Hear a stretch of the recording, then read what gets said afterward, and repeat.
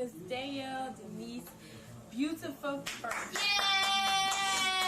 Wiggle, wiggle, Wiggle, wiggle, wiggle. Wiggle, wiggle, wiggle. Wiggle, wiggle, wiggle. Wiggle, wiggle, wiggle. They can't stop us. They all know we get into the place. They can't stop us. As long as we doing it God's way. They can't stop us. Ain't really worried about the fame. They can't stop us. Or whatever it is y'all be saying.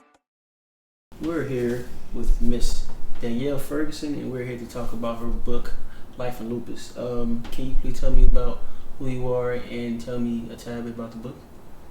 Well, again, my name is Danielle Ferguson. My book is about me and my life struggles and also dealing and coping with lupus. Okay. I'm going to ask you a couple questions about the book.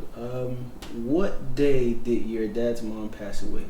My dad's mom passed away November 30th, 2012. It was a very sad day for me.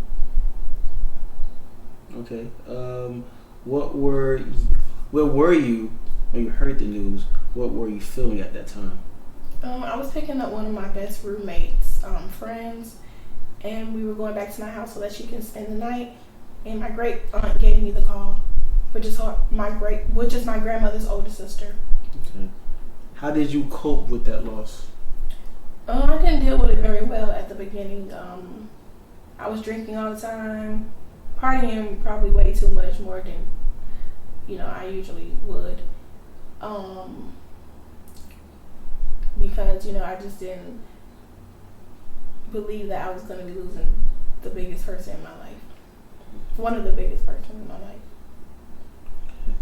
Did you feel different treatment from your dad's side of the family after her passing? Yeah, kind of after she passed, my dad's side of the family, they would usually call because she would kind of like call around to make sure that they called me on my birthday and things like that. But after that, the call slowed down. Nobody really checked on me until I called. But that was pretty much it. So I did feel a different treatment towards me.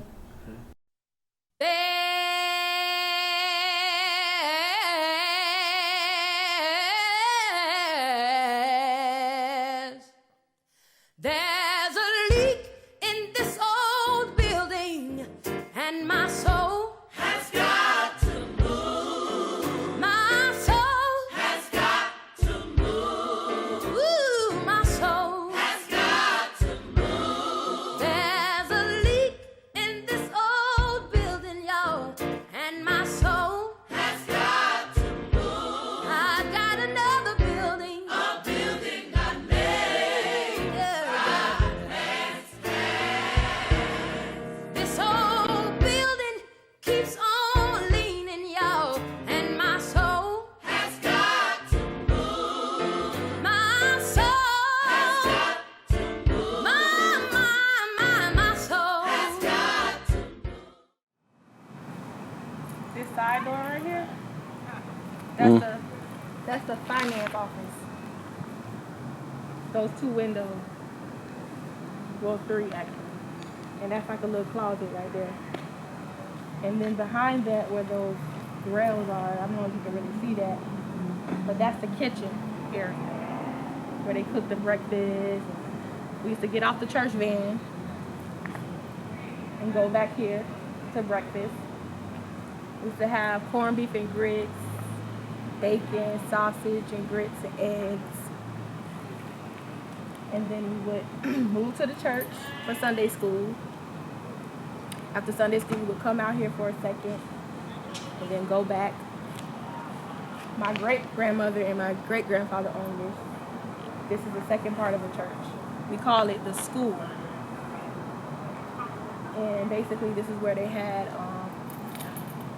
repasts or food after church. Sometimes we would have dance practice over there.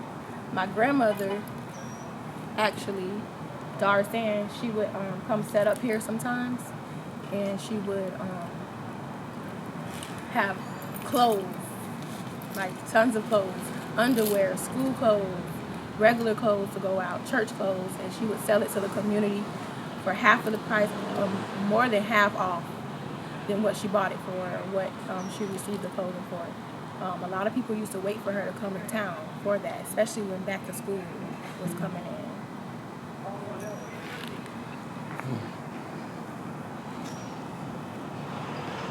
Okay, so when were you diagnosed with lupus? I was diagnosed with lupus May 21st, 2013. I was down here on a spring break vacation from school, and I was vomiting and losing weight weeks prior to that, and it had gotten worse. Once I went into the ER and explained to them my symptoms and showed them the scars that were on my elbows, they decided to do a biopsy and things like that, and it came back that I had lupus and lupus nephritis. Okay. During that time, how did you adjust finding out all this? It was kind of hard for me when I first found out the news. I didn't go crazy. I wasn't crying. I kind of felt like this was something that God was getting ready to take me through, and I knew that I was going to have the strength to beat it. Okay. So in your book, you talk about your grandmother, Grandma Doll. Can you tell me who she is and how she played a role in your life? Grandma Doll is my great-grandmother. So she's my mother's grandmother and my grandfather's mother. She played a major role in my life, amongst the others, my grandmother Denise and my grandmother Darcy, which is my dad's mom. They all played a major role in my life as far as making sure I had everything I needed for school, financially, anything that I needed. They were basically my mothers. What was your very last conversation with her? We were talking about, just money, and she was saying she didn't think she was going to be here that long, and I was telling her don't speak like that. And it was very shocking to me because usually she would text me and let me know when she was sending me money, but this time she just sent it and didn't say anything. So when I called her back to let her know that I did receive it, she started talking, and she expressed to me how she kind of felt as if my dad's side of the family didn't do right by me when my grandmother passed. And I asked her to express that, and she was just saying, I just don't feel like they did right by you. And I immediately knew what she meant, because there was talk about my grandmother supposedly leaving me behind, all of this inheritance or whatever the case may be. But I never really paid attention to it because I was grieving my grandmother. This is the funeral home that they had my grandmother at.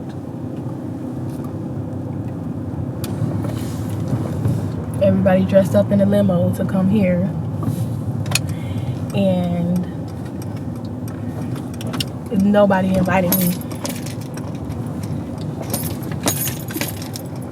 This is Range Funeral Home in Coconut Grove.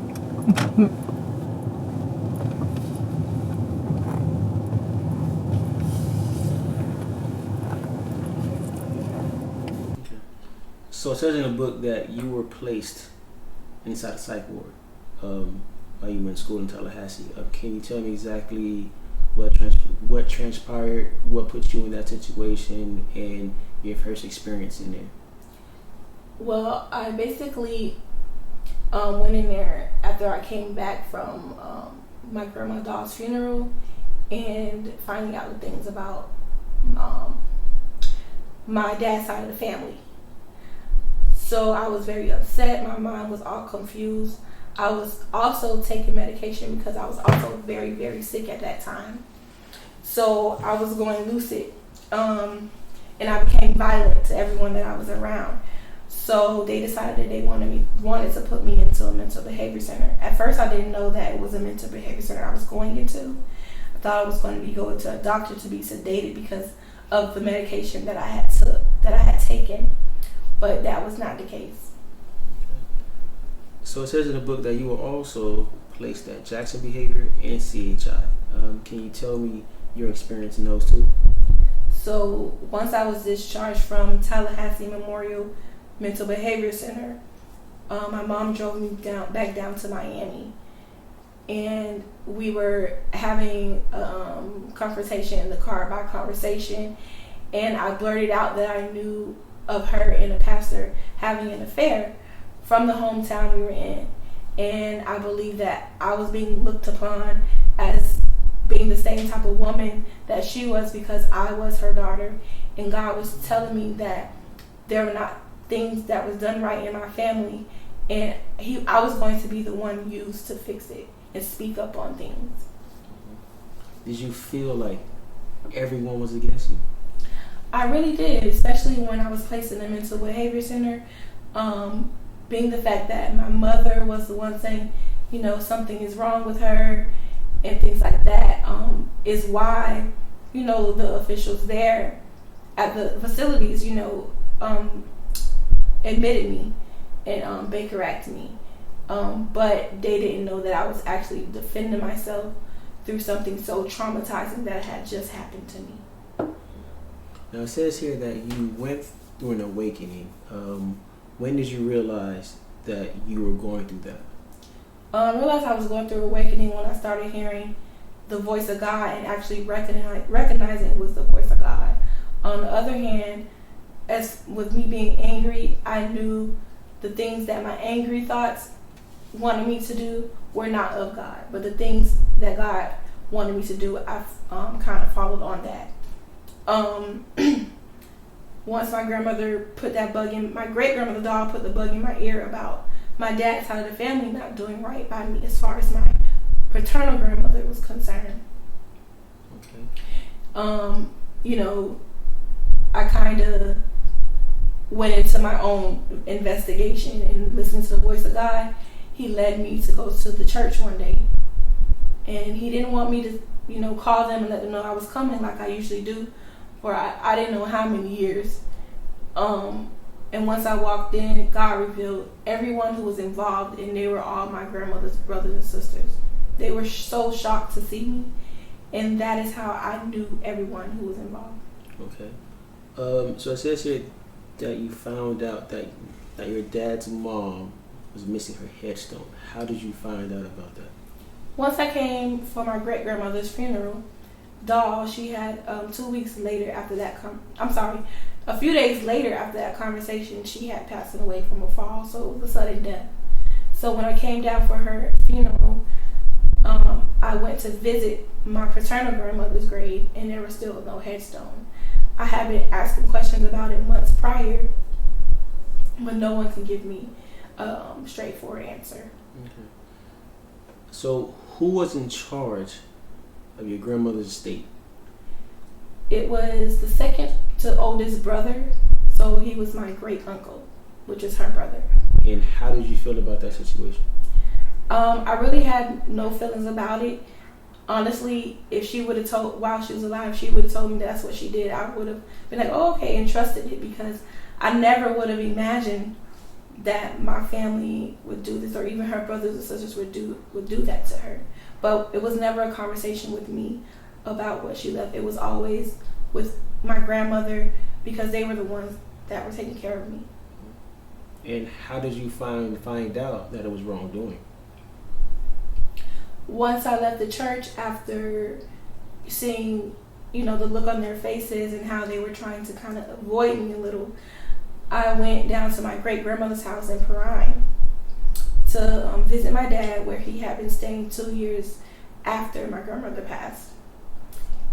And I was still upset with him because he wasn't in my life for a few years. He kind of just vanished for his own personal and selfish reasons. And also he didn't show for my grandmother, his own mother's funeral. But I decided to kind of put my guard down there to kind of figure out what was happening, because I wanted answers.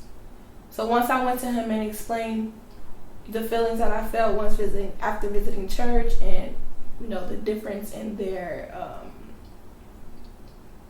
walk and talk with me, he went to a room and pulled out papers where there was insurance papers with where they attempt to white out the names of the beneficiaries, as such as me, Danielle Ferguson, and my father, Danielle Ferguson.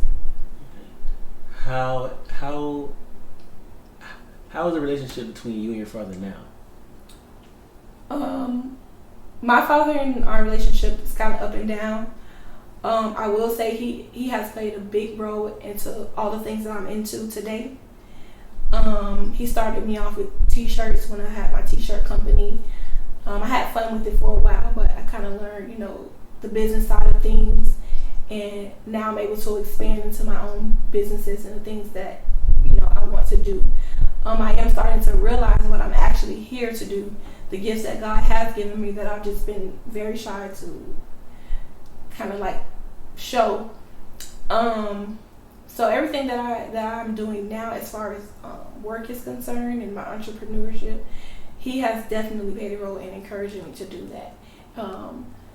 But we do have differences on, just basically how life should go. So we get into that a lot. I talk about it in the sequel, so stick around for that.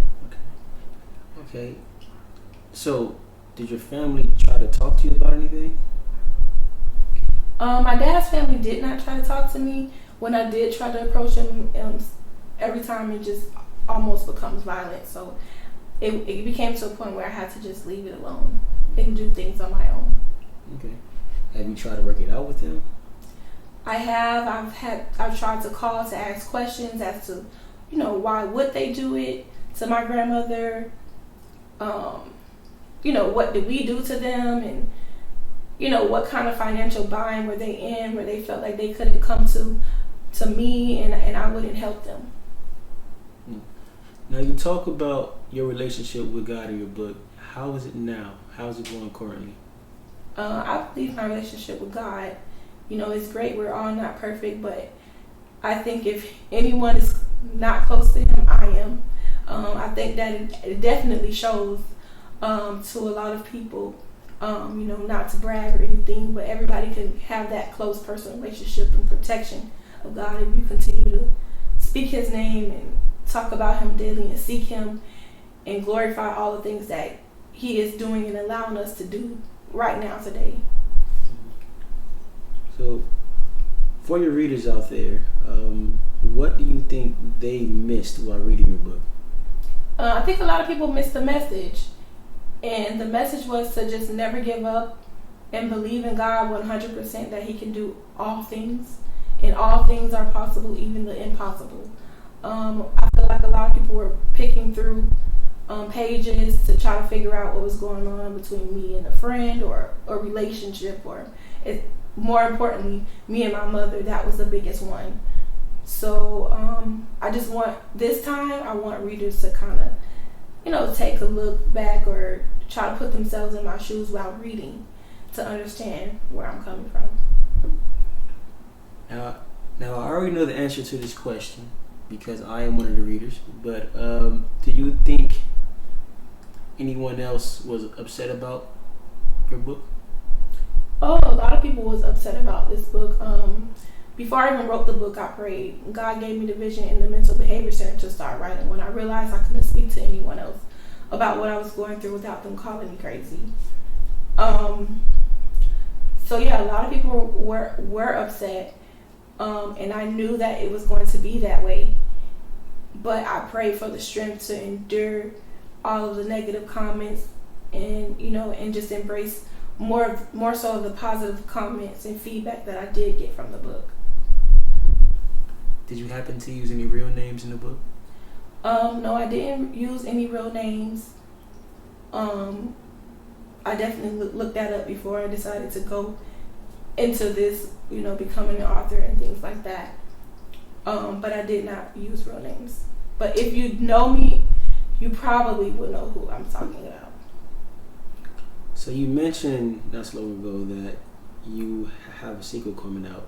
What would you like to tell your support about the sequel? It's more drama, period. And I don't hide from it. I don't try to sugarcoat anything about what's going on, because I truly do believe that God is walking with me in my journey in my life, and the things that he's allowing me to go through are things that are going to help me and others, you know, and better in their future. Do you have anything else you want to say? Any shout outs to anybody? No, just want to give a shout out to, you know, the Lord, my Savior. Definitely my grandmother, because she's a very, very big support. My very close family and friends, you know, have a few.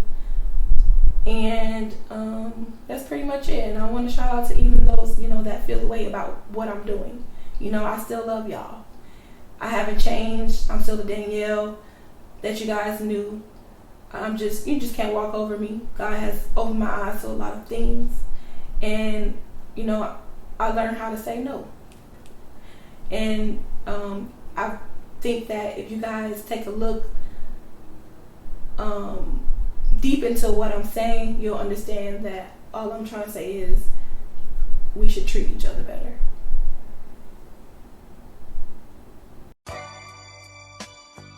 I do love you, but it's alright.